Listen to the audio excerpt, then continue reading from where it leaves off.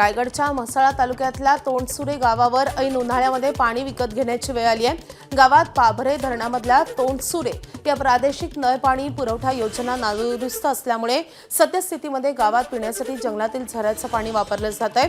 मात्र ऐन उन्हाळ्यात हे स्रोत देखील आटल्यामुळे गावकरी आता गावापासून दूर असलेल्या विहिरीमधून पाणी पिण्यासाठी वापरत आहेत। मात्र विहिरीतील पाणी देखील गढूळ आणि अस्वच्छ असल्यामुळे नागरिकांमध्ये भीतीचं वातावरण निर्माण झालंय। या संपूर्ण परिस्थितीला स्थानिक लोकप्रतिनिधी जबाबदार असल्याची टीका होतीये। खासदार सुनील तटकरे आणि मंत्री अदिती तटकरे यांच्यावर गावकऱ्यांचा रोष आहे।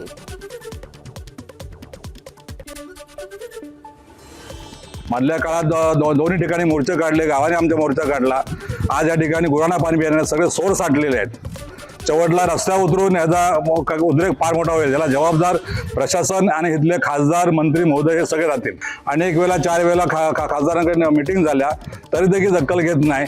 तर त्याच्यावर काहीतरी ठोस उपाय काढला पाहिजे ना, पण ते गंभीर नाही आहेत। आमच्या विहिरींचा देखील पाणी हा पूर्णपणे आटलेला असल्याने आता हा आमचा टंचाईचा म्हणजे असे आमच्या तोंडसूर गावावर एवढी पाणी टंचाई आलेली आहे, तरी तुम्ही कृपया शासनाने आमच्याकडे लक्ष घालून पाणी कसा मिळेल आणि आम्ही त्या पाण्यापासून कसे वंचित राहू याचा शासनाने विचार करावा। दर मे महिन्यामध्ये पाण्याचा प्रॉब्लेम जाणवतोय, कारण रानातले झरे आटून जातात, विहीर आटून जाते आणि प्रादेशिक पाणी पाभरा इथून जे पाणी आम्हाला येते ते पाणी पण वेळोवेळी त्यांचे पाईप फुटतात। वेळोवेळी आज पाईप फुटला की 8 दिवस पाणी नाही, परत पाईप फुटला की परत 15 दिवस पाणी नाही। मग हा प्रॉब्लेम नेहमीच चालू आहे आणि मे महिन्यामध्ये आम्ही मुंबईवाले येतो तर आम्हाला पाणीच मिळत नाही। त्याच्यामुळे आम्हाला 15-20 हजार रुपयाचं पाणी विकत घ्यावं लागतं, नाहीतर मग आम्हाला परत मुंबईला जावं लागतं। पाणी आणायला आमच्या पायामध्येच ताकद नाही, ते कशा आणतील? आणि 1 दिवस पाण्याला 15 दिवस आणि लगेच पाईप फुटते, 15 दिवस पाणी नसतं। विकत घेऊन माणूस पाणी कितीच हे करणार? सर्वांना कॅपॅसिटी नाही आहे ना पाणी घ्यायची विकत। आणि आमच्या सर्वांचं बघा, सर्व गुडघ्यांचा प्रॉब्लेम, माझ्या गुडघ्यांचं दोन्ही गुडघ्यांचे ऑपरेशन झाले। सर्व म्हाताऱ्या बायका आहेत, कुठून पाणी आणतील ना, कसं पाणी आणतील?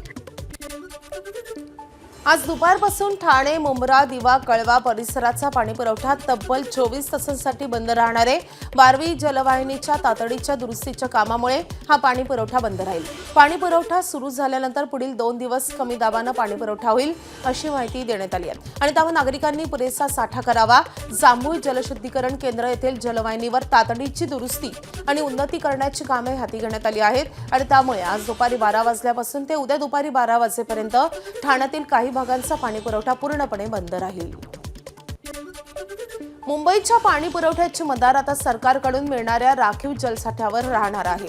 मुंबईला पाणी पुरवठा करणाऱ्या 7 तलावातील जलसाठा आता 20% खाली आलाय आणि त्यामुळे अप्पर वैतरणा आणि भातसा धरणातून राखीव पाणीसाठा देण्यासाठी राज्य सरकारनं मंजुरी दिल्यामुळे मुंबईचा ऑगस्टपर्यंतच्या पाणी पुरवठ्याचा प्रश्न मिटलाय। मुंबईला पाणी पुरवठा करणाऱ्या धरणातील पाणीसाठ्यामध्ये घट झाल्यामुळे उन्हाळ्यातील 15 मे पासून 10% पाणी कपातही लागू करण्यात आली आहे। राज्याचे माजी पोलीस महासंचालक संजय पांडे यांना मुंबई उच्च न्यायालयानं दिलासा दिलाय। एका व्यावसायिकाविरुद्धच्या फौजदारी खटला हेतुपुरस्सर पुन्हा उघडल्याचा आणि मुख्यमंत्री देवेंद्र फडणवीस तसेच उपमुख्यमंत्री एकनाथ शिंदे यांच्याविरुद्ध विशिष्ट वक्तव्य करण्यास व्यावसायिकाला भाग पाडल्याच्या आरोपांप्रकरणी संजय पांडे यांना दिलासा मिळालाय। या प्रकरणी पांडे यांच्याविरुद्ध दाखल गुन्हा न्यायालयानं रद्द केलाय।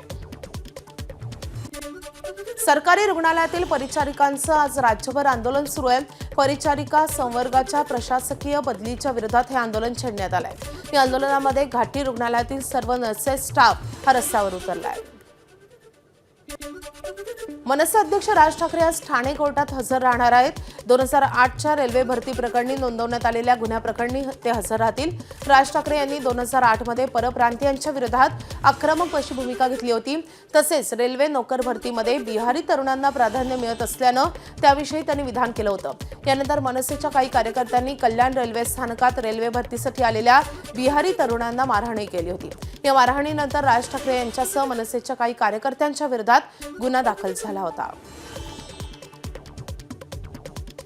माजी पंतप्रधान राजीव गांधी यांचा स्मृतिदिन आहे आणि या निमित्तानं संपूर्ण गांधी कुटुंबानं वीरभूमी या स्मृतिस्थळावर जाऊन आदरांजली वाहिली आहे. सोनिया गांधी, राहुल गांधी, प्रियंका गांधी वाड्रा आणि त्यांची दोन्ही मुलं तसेच काँग्रेसचे अध्यक्ष मल्लिकार्जुन खरगे यांनी राजीव गांधी यांना आदरांजली वाहिली आहे. 21 मे 1991 रोजी तामिळनाडूमधल्या श्री पेरुंदपूर येथे एका निवडणूक रॅली दरम्यान राजीव गांधी यांची हत्या करण्यात आली होती.